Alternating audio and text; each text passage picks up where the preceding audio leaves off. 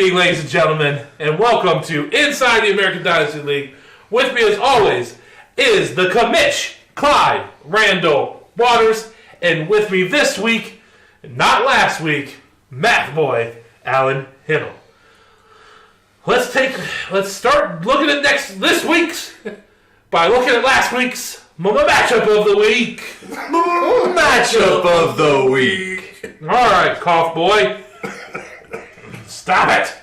Last week's matchup of the week was the Subliminal Criminals versus the Harrison Bullfrogs. Math Boy, break it down for me without just talking about yourself for too long. I won't do that.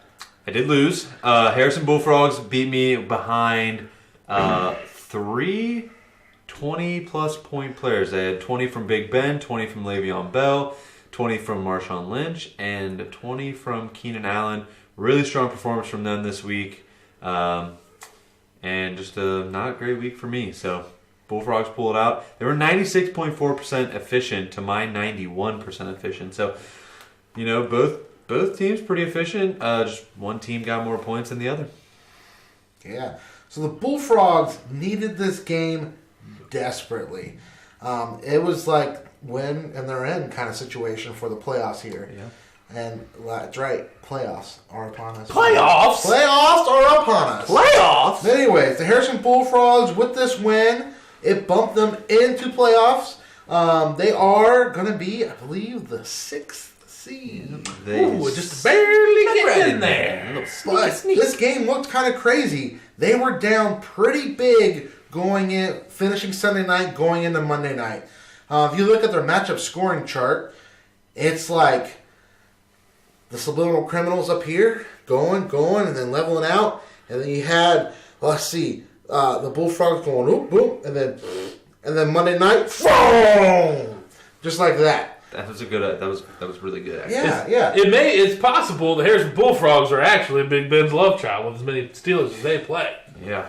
Just saying. But let's see. The Bullfrogs were led to their victory, their 18.5-point victory, by Le'Veon Bell and his 29 points, who just shredded the Cincinnati Bengals defense for 76 yards and 106 receiving yards. Because, you know, when the Bengals go to tackle them, they go, oh, it's Le'Veon. Don't want to get a penalty. No.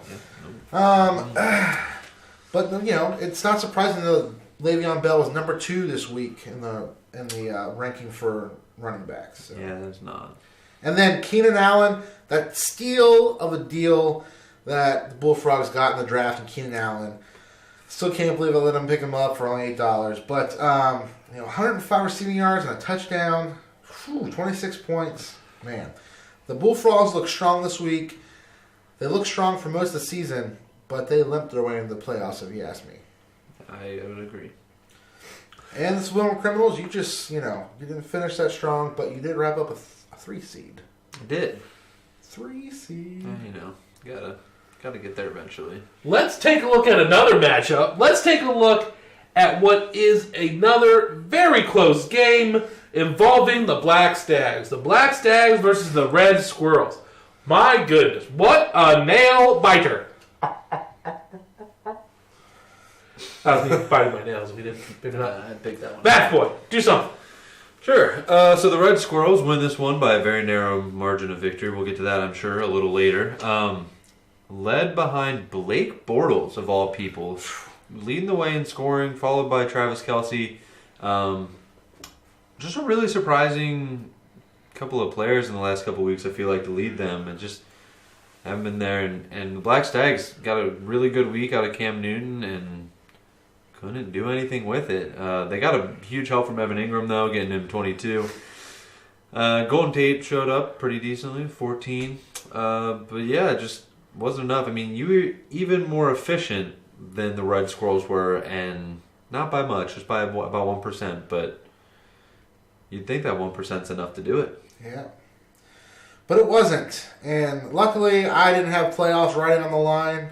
I was just trying not to finish last in the league, and I failed at that. Yeah.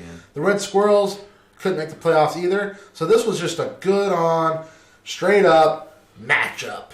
And, well, it was exciting. It was.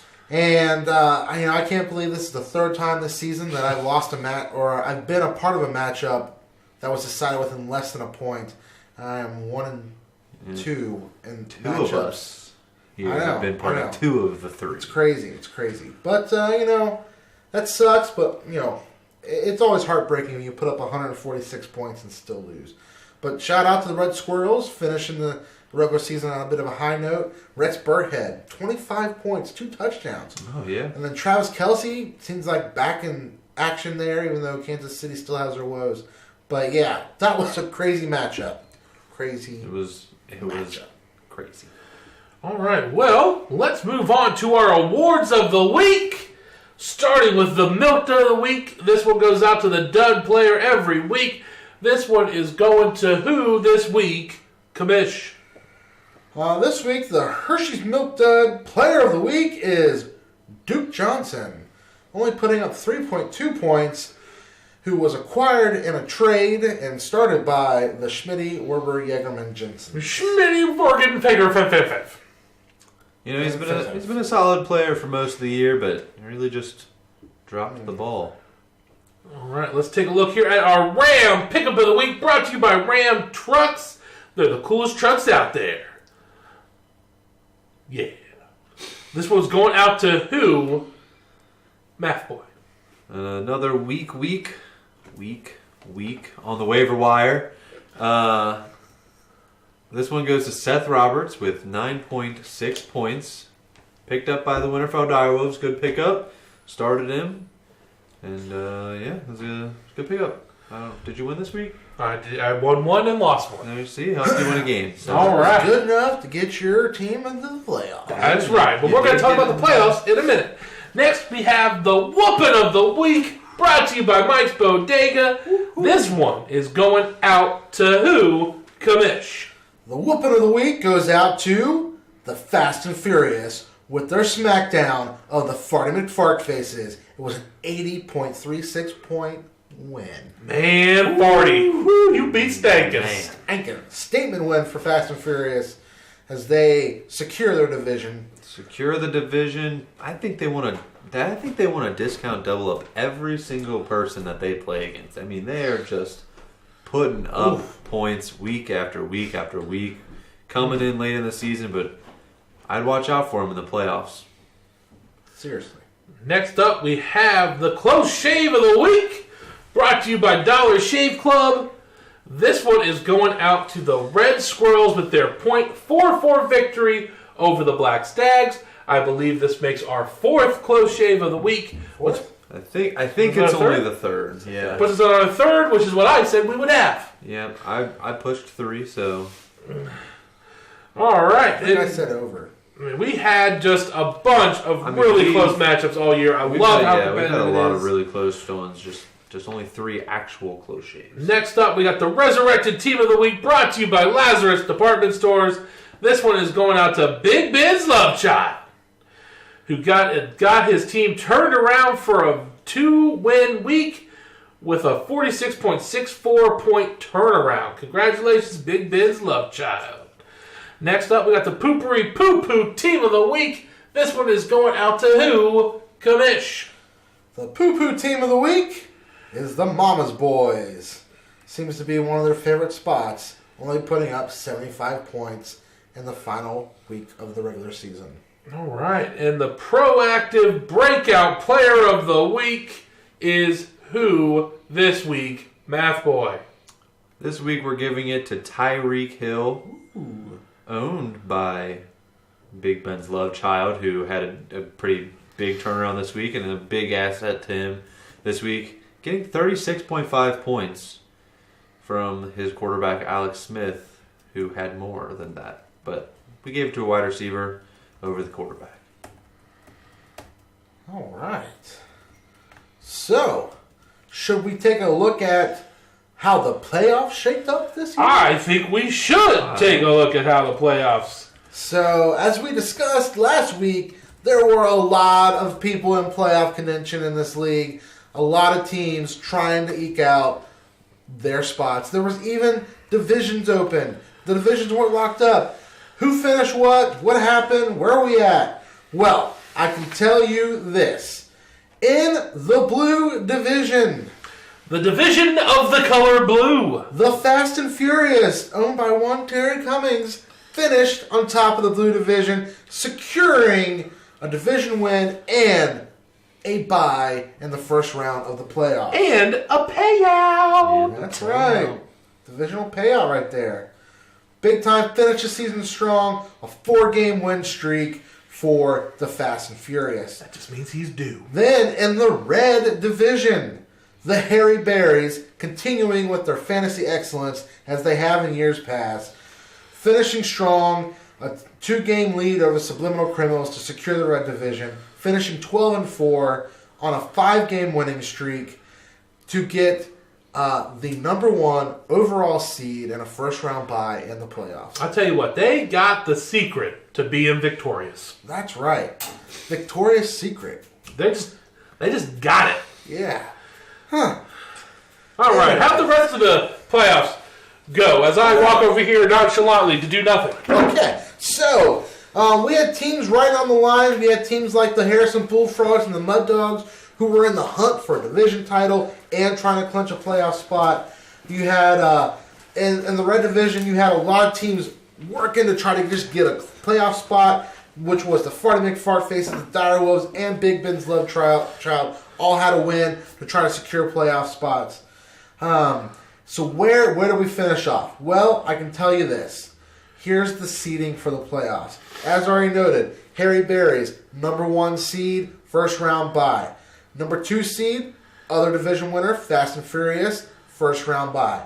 Then, coming in with number 3 seed, no surprise here, third best record in the league, you had this guy, the Subliminal Criminals. Strong season, a little sloppy towards the end, but secured the number 3 seed going into the playoffs. Then, the number 4 seed came out of that mix of bunch in the red division who were all fighting for it. Big Ben's Love Child. Coming out, jumping ahead. Love the way the doubleheader week shakes things up. Oh, yeah. Because the 2 wins pushed Big Ben from on the edge of the playoffs to a 4 seed. Then, the shocker of them all. The number 5 seed is the Winterfell Direwolves. Winterfell Direwolves. Math boy, give us some stats right now on the Winterfell Direwolves. I think there's only one stat that we need to look at. They are the lowest scoring team in the league. They have scored 100 less points than the second lowest team in the Schmitty, Werber, Jagerman, Jensen. Well, we score enough points to get the job done. They average 101.9 points a week. Which is enough to get the job done.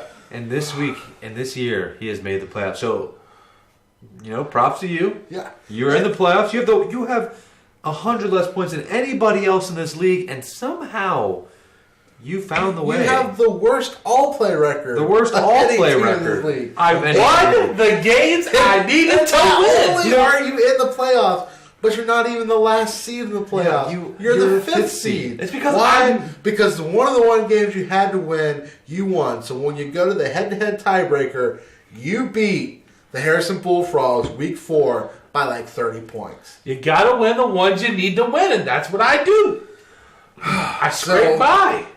You know what's amazing? I scrape by in life. He's the I lowest, scrape by in fantasy football. lowest scoring team, but he only had 2 poopery teams of the week this year too. that's I mean, it. because and they were I get the both job early, done, early in gentlemen. the season.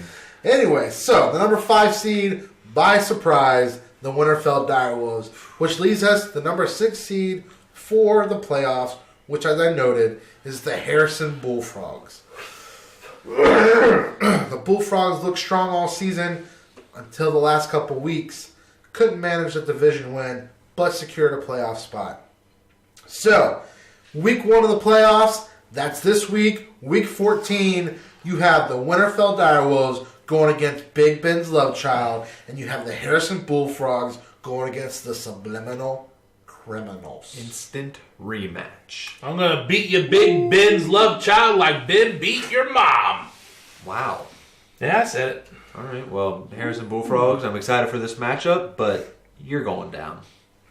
All right. Now, I know what you're thinking. Hey, I didn't make the playoffs. What's for me the rest of the season? Well, let me tell you. It's called the Toilet Bowl. And it's extremely important for the future of your team. And I'm going to throw it over to the commish to explain why. So, the Toilet Bowl is important because if you win the Toilet Bowl, no matter where you were in our draft order for the college draft, you jumped to the number 1 spot. Number 1 overall college pick, Devy pick, what have you, whatever That's you right. wish to call it. If you're hoping to rebuild your team so that next year or 2 years from now you bump up to the actual playoffs, this is where you do it. This is how you do it. You want to secure the best college draft picks you can, and winning the Toilet Bowl helps you do that. So, there might not be any money on the line, and you clearly aren't as good as anyone else in the playoff bracket, but There's pride and a draft pick on the line. Exactly. So, how did the Toilet Bowl shape up? Well, we jump in, pick up where we left off with our number 7 seed, which in the Toilet Bowl bracket gets the first round bye, is the Farty McFartfaces. Woo, Farty! Who finished the season with an icky 8-8 record. And then the last week they went and lost both games. They probably only needed to win one game, and they probably were going to beat out a team for that playoff spot. Yeah, they probably would have knocked out the Direwolves had they won. Well, Direwolves are the 5th seed, sir. Let's not talk about them again. They do what they need to do, and they don't shine too brightly. The Farty Not McFartfaces, cocky like those Harry Berries with winning all the games. They went 0-2 in the final week, in the doubleheader week, and losing kills. That does. And the number 8 seed. So does Crack. So, the number 8 seed, a surprise here. Big surprise. Big surprise. I don't think any one of us would have predicted this is where this team would have finished the regular season. But they couldn't win the games they needed to win. They could not win the games they needed to win. Which one of them was against me this past week. So, getting a first round bye in the Toilet Bowl as the 8 seed is the Mud Dogs. Now here's a little bit on them.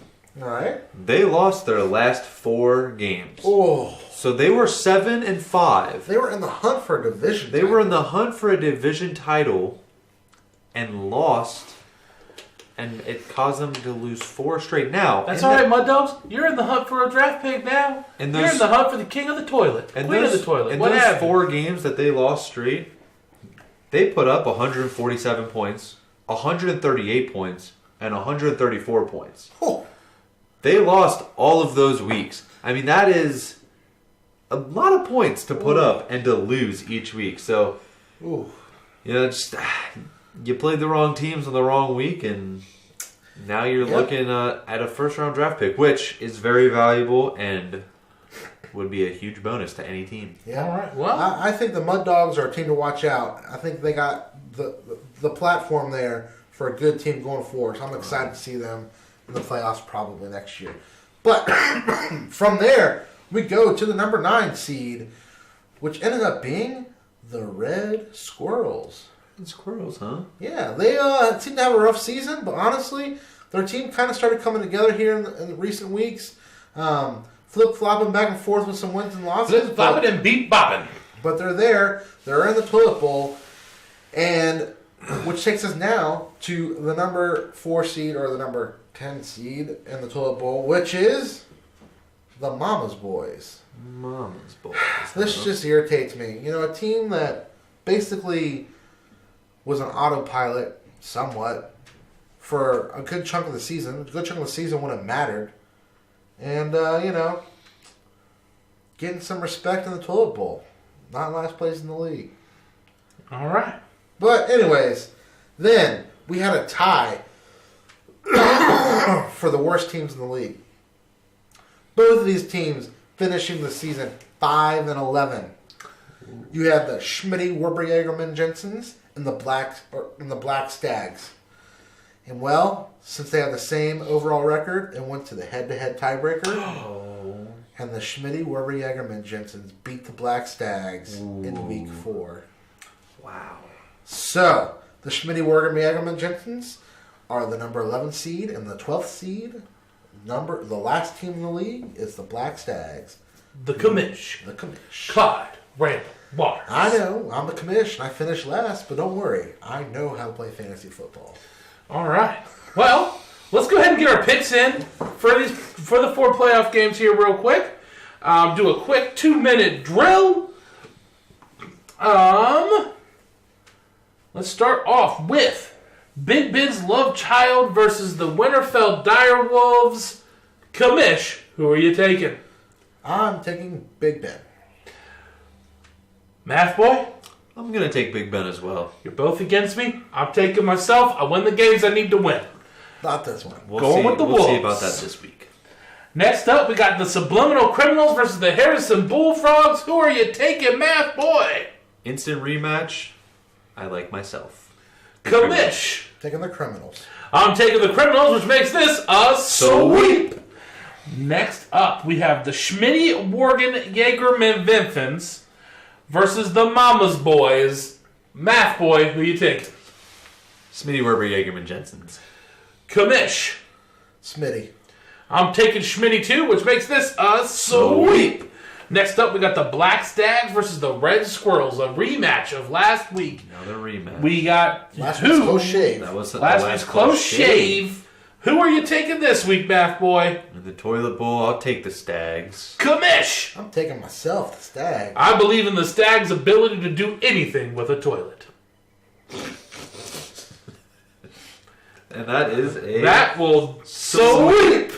That'll do it for us this week, ladies and gentlemen. Set your lineups. Set your lineups. Have fun. Unless you have a bye. Set your lineup. Set your lineup anyway if you have a bye. It's good practice. It is good practice. And remember, if you're in the toilet bowl, you're still fighting for a playoff or for a draft pick. And it's important. Have a good week, everybody.